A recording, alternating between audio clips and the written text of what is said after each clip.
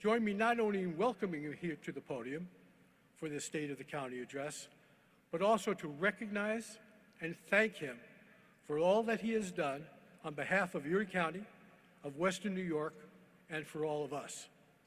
Ladies and gentlemen, I am pleased and honored to introduce my friend, our County Executive, Mark Poloncarz.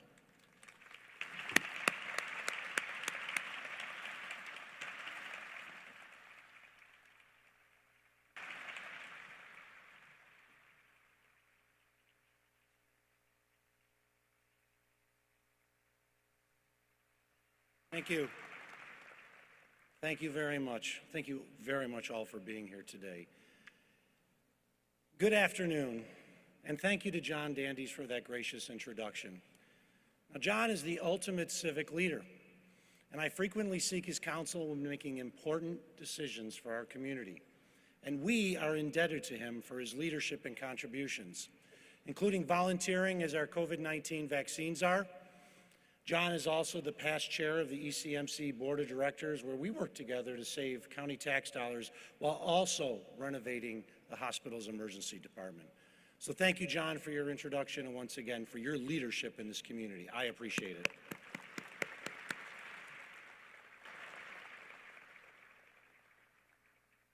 I would also like to thank Paul Marzello of the Buffalo and Erie County Naval and Military Park for leading us in the Pledge of Allegiance, as well as Father Marian Prosek for leading us in today's invocation and those important words about what we are all unfortunately witnessing in Ukraine.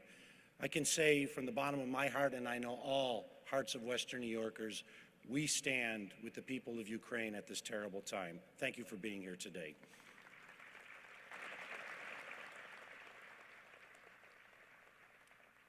Thank you to Karen Gambino from Deaf Access Services for being here, and her and Kendra Schmidt were there all along as we did the COVID press conferences this year. So thank you, Karen, for providing the American Sign Language. Thank you to the members of the Erie County Legislature for being here, my partners in government, as well as District Attorney John Flint, Clerk Mickey Kearns, as well as all the other community leaders here, including Mayor Byron Brown. Together, we have weathered the storm, and I thank you for your service to this community.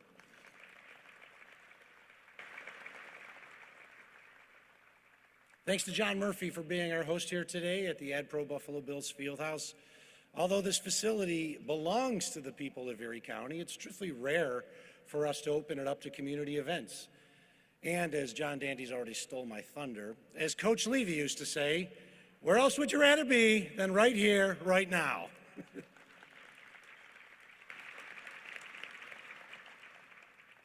Finally, thank you to everyone here in attendance today, and welcome everyone at home who are watching on television or streaming online. The last time I gave my State of the County address in person was more than 3 years ago. We were finalizing my 2020 address when COVID-19 hit, and of course we canceled the event altogether. Although I was able to deliver a pre-recorded message last year, it was not the same as being together. I am so happy that we are all here today.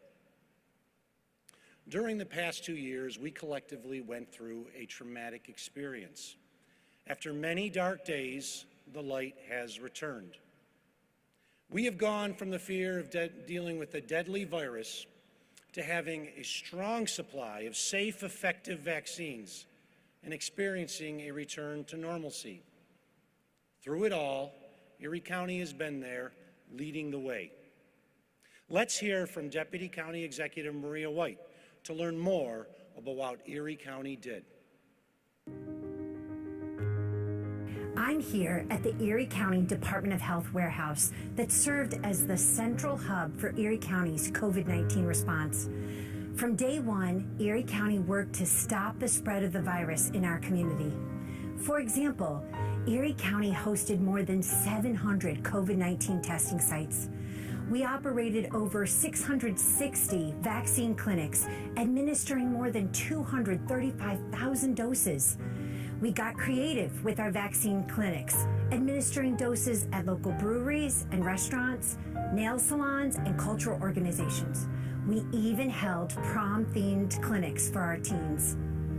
Erie County also served as the primary clearinghouse for COVID-19 information. Our call center fielded over 270,000 phone calls, each call representing a person with a question, a concern, or a need that needed to be addressed. And finally, Erie County distributed hundreds of thousands of at-home COVID-19 tests to our community and more than 7 million masks to countless organizations. Although the worst of the pandemic is behind us, Erie County continues to protect our community, and county government is ready to face future public health emergencies.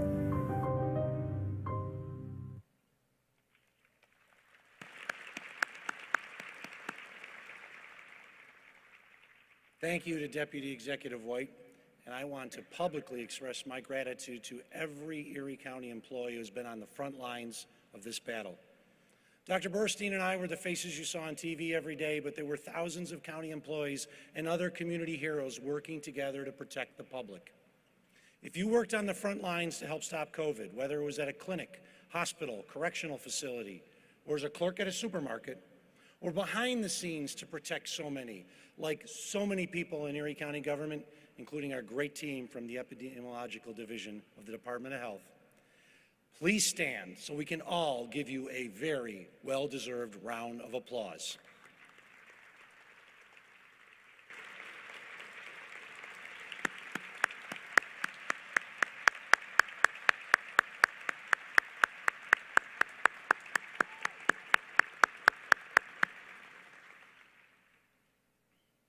Of course, we know the pandemic was not just a health crisis. It affected nearly every part of society. So we created 3 task forces to handle the most urgent needs that arose during the pandemic: childcare, housing, and business assistance. Our emergency childcare task force focused on making sure parents who were essential workers had access to childcare so that they could go to work. This task force was the driving force behind the virtual learning support centers, which provided working parents with a safe, staffed venue for when schools conducted their classes virtually. This initiative was so innovative, it was recognized by the National Association of Counties with a 2021 National Achievement Award in the Children and Youth category. That deserves a round of applause.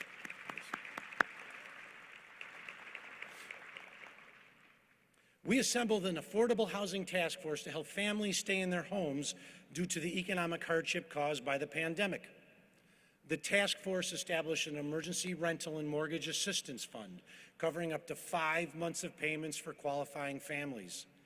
This initiative allowed 2,190 families to stay in their homes while providing relief to the applicants' landlords, many of whom rely on rental income to repay their mortgage. Our business task force was set up to help facilitate the needs of the local business community. Initially, the task force focused on explaining ever-changing state lockdown regulations and helping businesses obtain personal protective equipment. In conjunction with 43 North, the group developed a back-to-business grant program to make up for the gaps in the federal Paycheck Protection Program. In total, 1,399 small businesses were provided $19.2 million in direct financial assistance.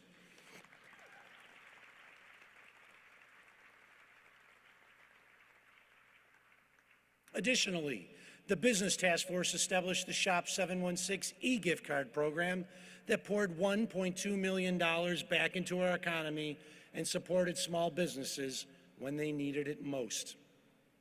The response to the health crisis and the work of our 3 emergency task forces show what our county government can do when needed.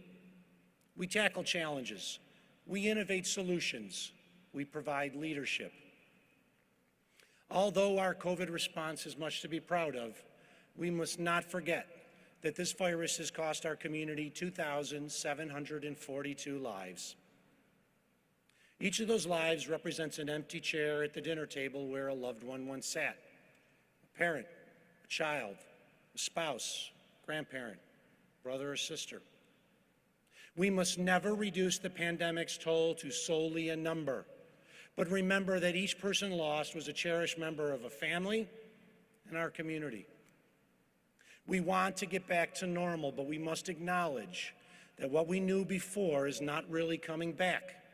Not with so many of our friends, families, and neighbors gone. Not with more than 1 million of our fellow Americans lost. Not with our children experiencing 2 years of grief, anxiety, and depression. Not with the political divisions in our community deepened even further. What the future is will depend on the decisions we make here and now. Although we are entering the endemic stage of the crisis, we are still faced with many challenges. We can choose to ignore these challenges and allow trauma, economic hardship, and political division to spread in our community as devastatingly as any virus, or we can take collective action to address these new challenges and build a community defined by resilience, prosperity, and solidarity. It will take just as much time to address the post-pandemic challenges as it did the initial crisis. Nevertheless, I am confident we can overcome these challenges and build a better future for all. First, we must do right by our children. Although they generally were not at risk for the most severe health consequences, we asked the youngest members of the community to sacrifice much so that their teachers and relatives could be safe. Children went without school, and when they initially returned, they learned from home remotely. Although Erie County tried to fill the gap by developing virtual learning support centers, it was not a substitute for having children in a classroom with their teacher. Eventually, children were able to return to school, but only in a highly controlled environment. But it wasn't just in-person education they sacrificed. They also gave up t-ball games, piano recitals, middle school dances, and graduation ceremonies.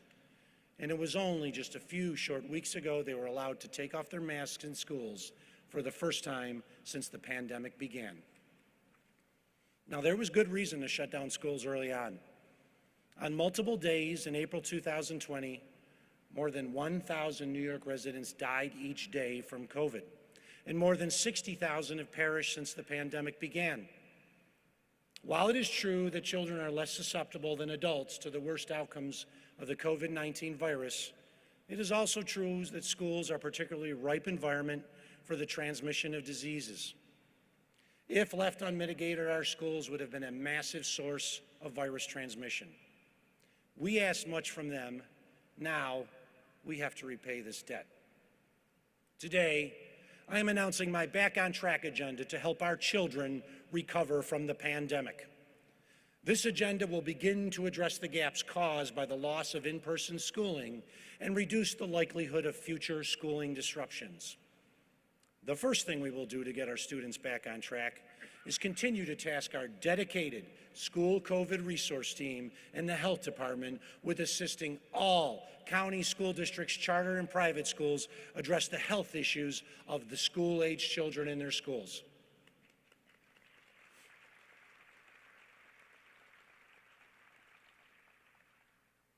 We created the school resource team during the height of the pandemic to assist educators with state mandates and health concerns.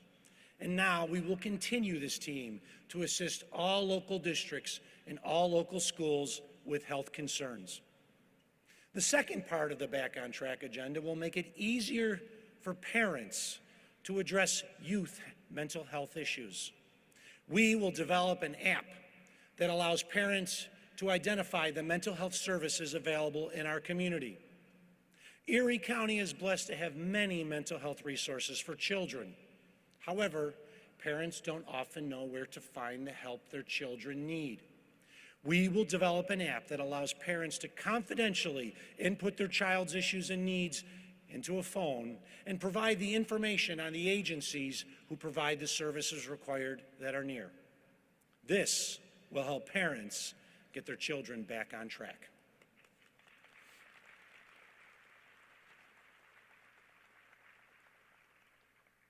The third part of our Back on Track agenda is changing a long-standing policy of our library system. Starting May 1st, the Buffalo and Erie County Public Library System will no longer fine children, or for that matter, anyone, for returning a book late.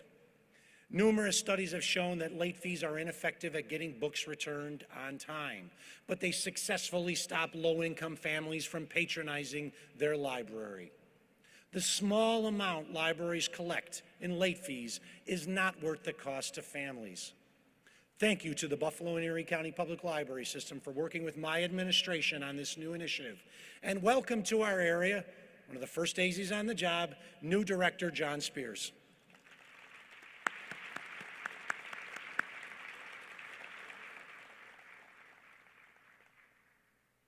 The final part of our agenda will have our children breathing easier, literally. The CDC recommends schools use a HEPA filtration system to improve air quality. Students attending schools with this type of system have been found to have fewer illnesses and increased attendance. Unfortunately, many schools cannot install this type of filter into their existing HVAC system or are forced to use less effective filtration systems instead. To make sure every student in Erie County has this level of protection, we are purchasing a mobile air filtration system for every classroom in Erie County. That is one mobile filter system for every public, private, charter classroom across the county.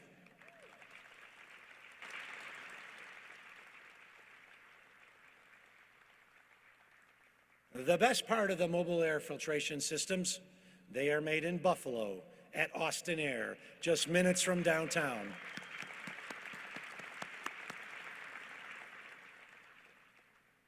Here is Lauren McMillan from Austin Air to tell us more.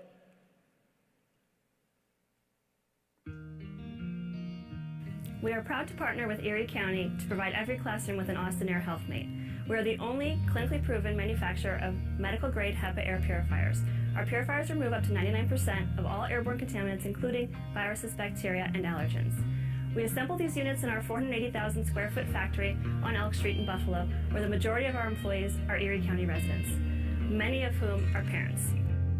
This partnership will protect the children of our employees, which makes this initiative very special to everyone here. We will begin delivering these units to schools in the next few weeks and will be available to protect our children if we get another spike of COVID. Thank you to Erie County for partnering with a local company on this initiative and allowing us to make a difference in the lives of Erie County children.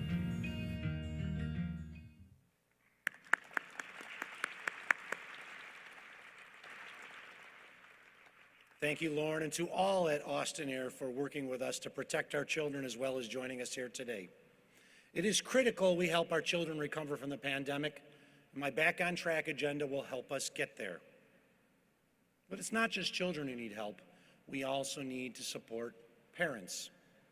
The lack of affordable, high-quality childcare has caused millions of women nationwide to drop out of the workforce and prevented employers from hiring many working parents. The Buffalo-Niagara Partnership has even identified affordable childcare as one of their top policy agenda items in 2022. To help us examine why the market failed to provide the needed amount of childcare in our region, Erie County commissioned a study from Cornell University. The study confirmed that childcare does not provide adequate levels of pay for those who work in the field. Additionally, it found gross disparities exist between the needs for equitably accessible child care and current funding models.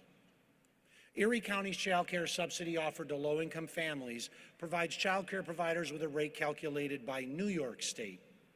This rate is disturbingly low, considering the cost of care, and results in poverty wages for child care employees. Individuals who want to care for children simply cannot afford to and move to other jobs that pay more. Think about it.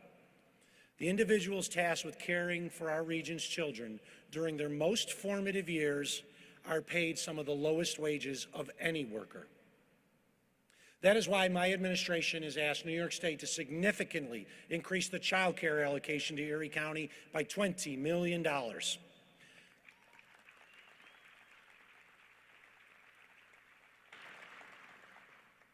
Although more funding is needed to increase the number of families who can access this program, we must first increase the subsidy we provide child care providers. Increasing our subsidy would increase the pay for child care workers to a livable wage and help providers retain their employers. Ultimately, these funds will ensure parents, especially working women, have access to affordable child care and enable them to return to the workforce.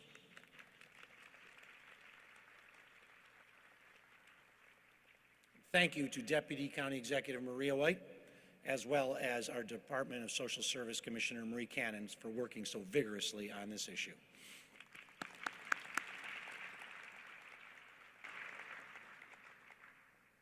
We also need to make sure that Erie County residents are trained for the jobs that are currently available. Using $1.6 million of federal American Rescue Plan assistance, the county created the Erie County Healthcare Careers Program to train low-income individuals for some of the most in-demand, good-paying healthcare jobs, such as RNs, LPNs, or surgical techs. Administered by the Workforce Administration Board, slots in this program are in such demand that we invested another $1.3 million of county share dollars so more people could be trained. These jobs are available now, will get even more plentiful in the future, and with the Healthcare Careers Program, they will be filled by Erie County residents.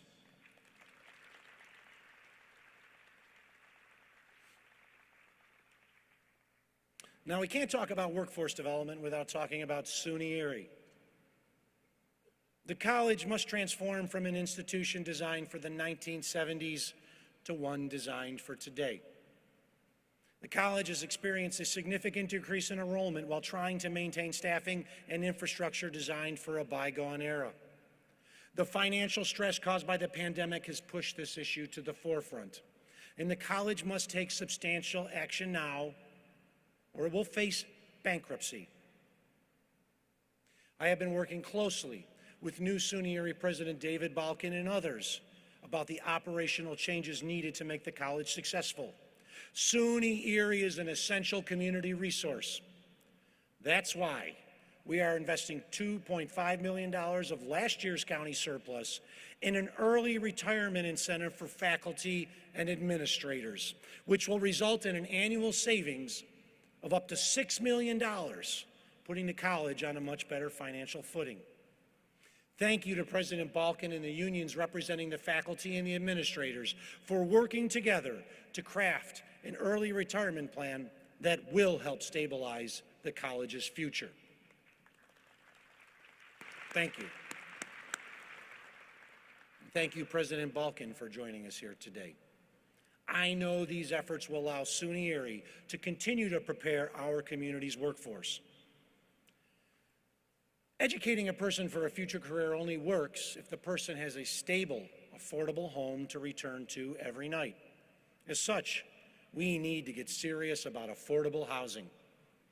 Annually, Erie County receives millions of dollars in federal funds to assist with the construction of new affordable housing units.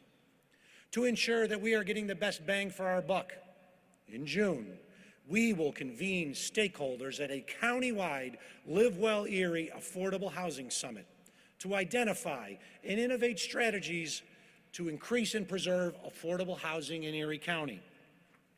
We must work together to better address the affordable housing needs of our community and ensure everyone has a place to build their dreams for a better tomorrow. Stay tuned for more important details on this summit. Thank you. Childcare, job training, and affordable housing are just some of the things we are doing to help out working families. When Erie County adopted its 2021 budget at the height of the pandemic, we were ready for the worst possible outcome. My administration's decade of financial prudence had prepared us for a worst-case scenario, and we would have been able to withstand the painful economic downturn.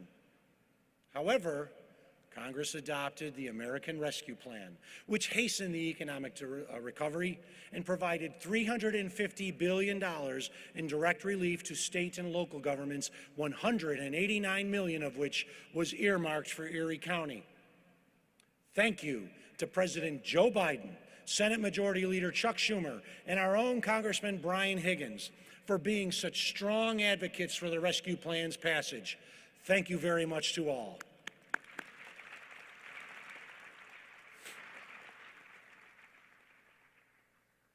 Utilizing $90 million in direct rescue plan assistance and $34 million in unanticipated state aid, last year I announced the Reinvest in Erie's Neighborhoods and Employ Our Workforce Plan, the Renew Plan.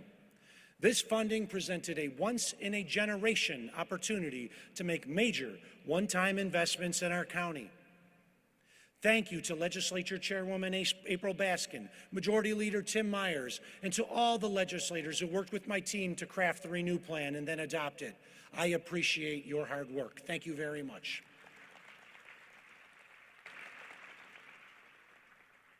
A major component of the Renew Plan is investing in our blue economy, and few things are more critical to the blue economy than keeping Lake Erie clean.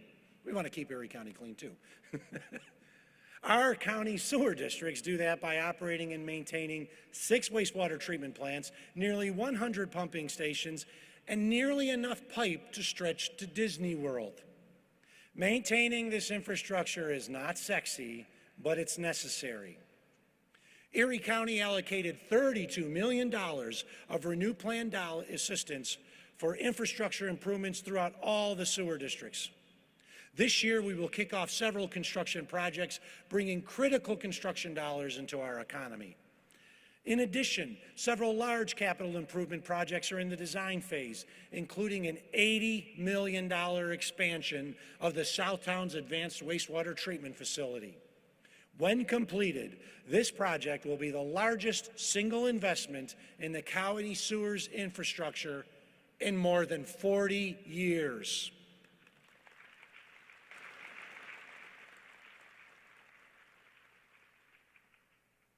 Ensuring our drinking water is clean is a key function of how we protect the public's health. Another important public health initiative we have undertaken with the Renew Plan is establishing the Office of Health Equity. The new office, headed by Director Kelly Wooford, helps ensure all minority and disadvantaged residents, including in rural areas, have access to preventative health care. It will also seek ways to promote health and prevent diseases prevalent among disadvantaged populations. Under the leadership of Chairperson April Baskin, the legislature passed a local law that added the Office of Health Equity to the county's charter, ensuring this work will endure for decades to come.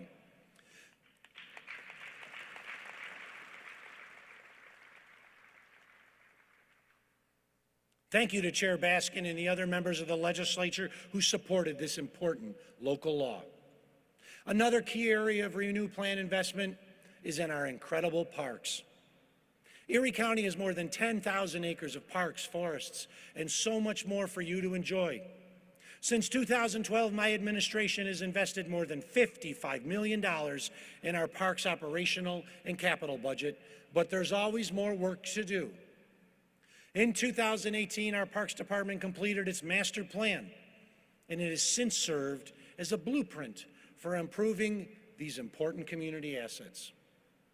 Thanks to the Renew Plan, we have supercharged the master plan's implementation by investing $14 million in capital projects system-wide, some of which have already been completed, like the Como Park Lake Casino Lighthouse. The most prominent Renew Plan investment we are making in our county parks is the restoration of the historic Went Beach Mansion in Evans. Unfortunately, due to neglect and disinvestment by prior administrations, it fell into disrepair. I have spoken frequently of protecting our legacy by being good stewards of the treasures bequeathed to us by prior generations. Unless we make the required investment needed to preserve it, the Went Mansion would likely be demolished. Parks Commissioner Troy Schinzel will tell us more about our plans for this important facility. As part of the $14.3 million overall investment in county parks, the Renew Plan allocates $6.7 million towards Went Beach Park, including renovating the mansion and the stables, as well as improving the roadways and parking lots. These investments will restore Went Beach Park to its former glory. I am most excited about the investments we are making into the mansion. Although the building currently needs a lot of work, it's easy to see its potential. I've never seen a facility quite like this, and your breath will be taken away when it's fully restored. After the work is complete, we plan to rent the mansion to an operator who will run it as a venue and/or an event space. I hope every Erie County resident will have an opportunity to walk through this unique asset when the work is complete.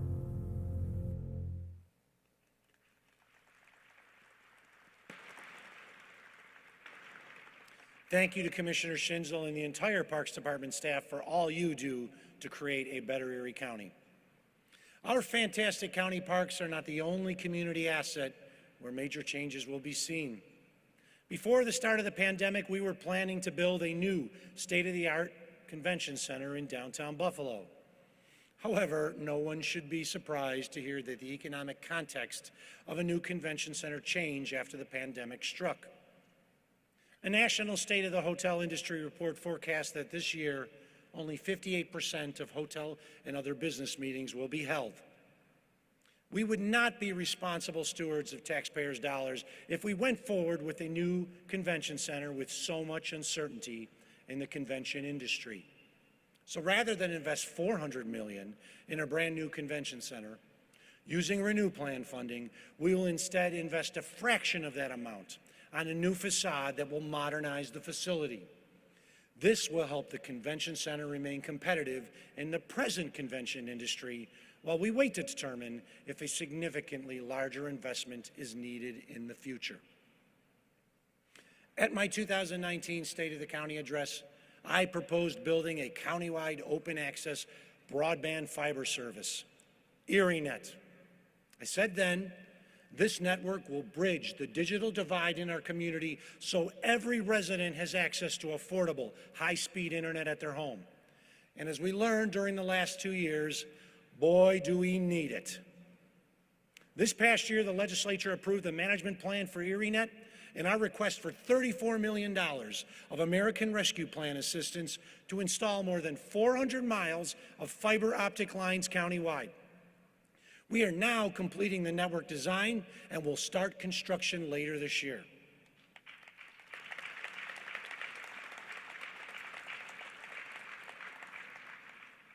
Thank you to the legislature for supporting this project.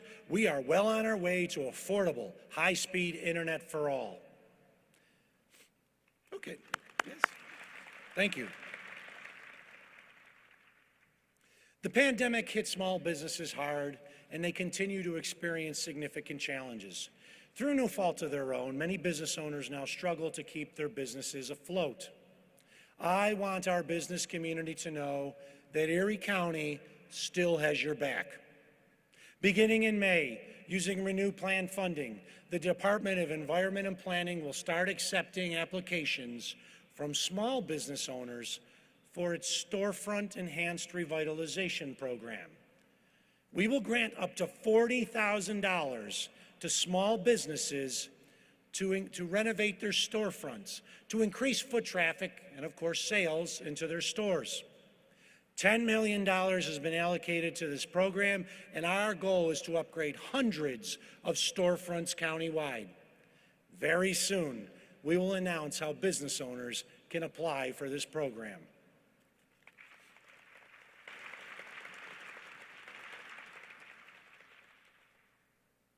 Because Erie County was in a strong financial position before the pandemic, we can afford to be generous now and invest in much-needed programs. But that doesn't mean your tax rate's going up. In fact, because of our strong fiscal governance, our 2022 budget reduced the county's property tax rate to the lowest level since the establishment of modern county government in 1960.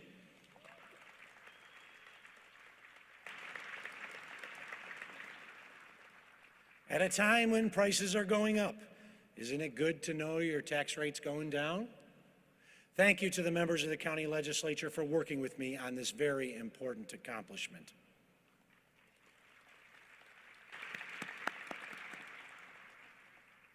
Despite the reduction in the tax rate, Our 2022 county budget makes new investments into our community. We increased funding for law enforcement in Erie County by adding new positions in the district attorney's office, our forensic crime lab, and our E911 call center. We enhanced programs for seniors with expanded nutrition services, wellness programs, and new recreation activities.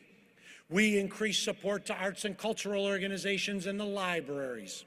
We invested $10 million into a new anti-poverty project in collaboration with the Federal Reserve Bank of Atlanta to help lift individuals and families out of poverty.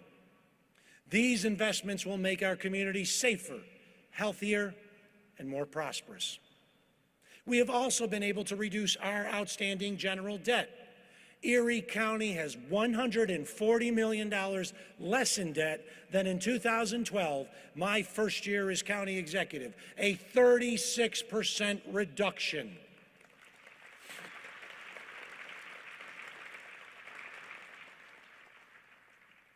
This has freed up our borrowing capacity to increase investments in county infrastructure and take on new, large capital projects that we might not otherwise be able to support. For example, this year, we will invest $45 million in our roads and bridges. The Greater Buffalo, thank you. The Greater Buffalo Niagara Regional Transportation Council recently released its region-wide 2021 highway quality ratings for all local roads. And Erie County's roads were given their highest rating in decades. After the additional $45 million we are investing in our road infrastructure this year, I expect our rating to even increase in future reviews. Thank you to the staff at the Department of Public Works for all you do to create a better Erie County and smoother driving roads. Thank you.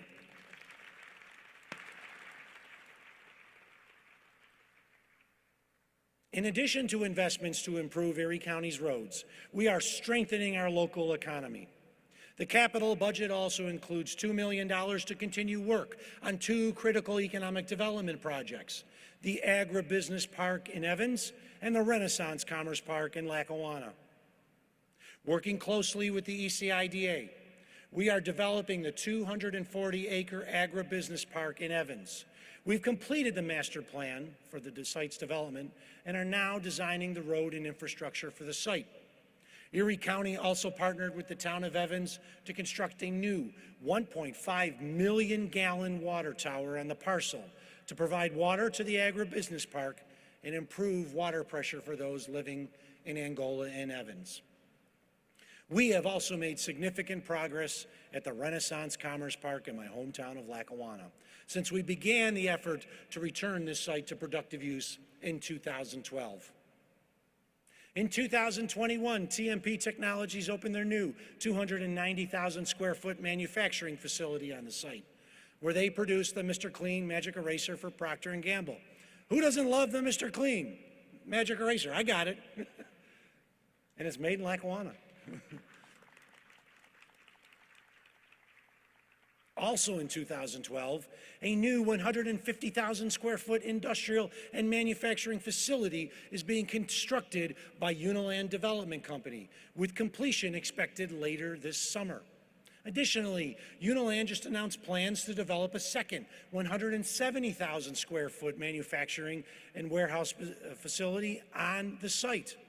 And we are currently designing expanded road, water, sewer, and broadband infrastructure that will allow for the future development of the site. With our partners at the ECIDA and the City of Lackawanna, and help from New York State and the federal government, we've transformed 150 acres of the former Bethlehem Steel site from an industrial wasteland to a 21st century business park. Thank you. Some said it couldn't be done, but we did it, and I know the best is yet to come. Today, I have discussed how Erie County has responded to the pandemic and how we are responding to its aftermath. However, these efforts will be for naught if we continue to let our polarized society be torn apart. We have all felt the impact of this extreme polarization, affecting our families, friendships, neighborhoods, and even faith-based institutions. Ultimately, this polarization has eroded the fabric of our community.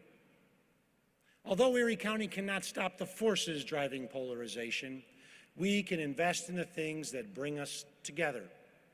More than ever, we need venues and institutions that bridge our differences and create a stronger sense of community. We need ties that bind us together so we are not so easily torn apart. One of those ties is our incredible arts and cultural community. Arts and cultural bring people together physically and help enrich our lives. Today, I am announcing a new $25 million fund to support the capital effort of all arts and cultural institutions, including small and medium-sized ones.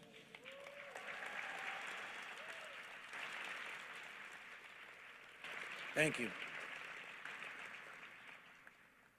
Melissa Brown, the Executive Director of the Buffalo History Museum, will tell us more about the impact this fund will have on our local arts and cultural community. Erie County has been a tremendous partner to arts and cultural organizations, providing millions to organizations big and small for operating support. The county has also occasionally provided larger organizations with capital funding to support major expansions and renovation projects. The Buffalo History Museum, like several other large arts and cultural organizations, has benefited from the county's capital support, restoring and enhancing this facility for years to come. However, this opportunity has not yet been available to small and medium-sized organizations. That is why I'm so pleased to see County Executive Poloncarz introduce an initiative setting aside $25 million for capital improvements for these organizations. I know the benefit Erie County's investment has had on the Buffalo History Museum, and I'm so excited to see this opportunity shared with organizations of all sizes to increase their impact on our community. This investment will be transformational for many organizations, the overall cultural landscape, and by extension, the quality of life in our region.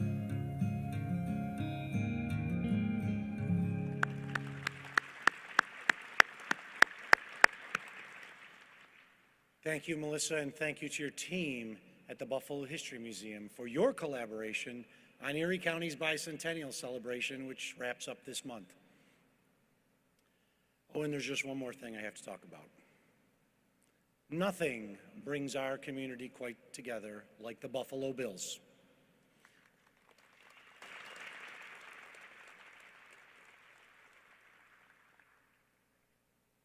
It doesn't matter where you live, your age, or political persuasion, we all bleed Bills red, white, and blue. The team is ingrained in our hearts and our souls. However, the modern NFL is one where there is no guarantee a team will stay in its current location.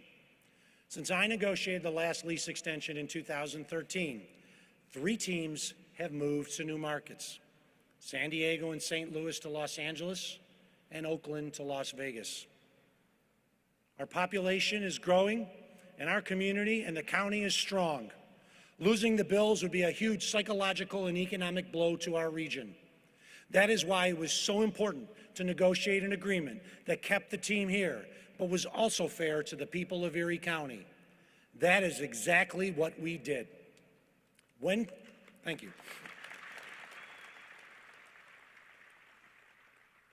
When construction is completed, the Bills will call the new stadium home for at least 30 years, until 2055.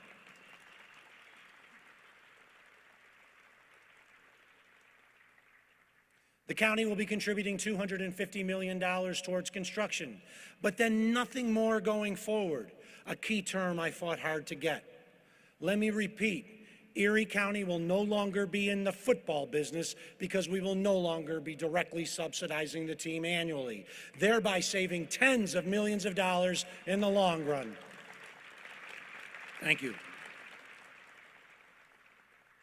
I also fought hard to get a project labor agreement for the new stadium. This will ensure the people who truly benefit from the construction of the stadium are the local men and women of labor who will build it. And thank you to our friends in labor for being here today.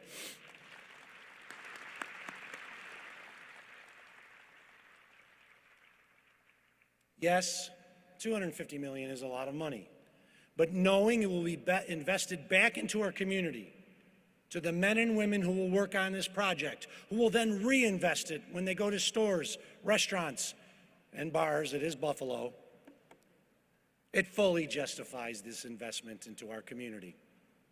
Thank you to Governor Kathy Hochul for your steadfast resolve to keep this team in Buffalo and for investing in this important community asset.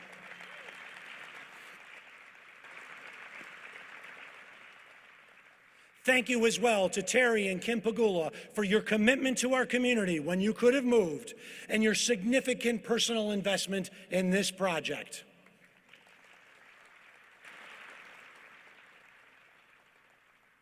Where other communities failed to come together to keep their teams, we rolled up our sleeves and worked hard to reach an equitable agreement that is good for our community. In a time of divisive government where it seems nothing gets accomplished, we proved we could work together to get a complicated agreement negotiated. We did our part. Now it's up to Josh Allen and the rest of the team to win that Super Bowl. No pressure.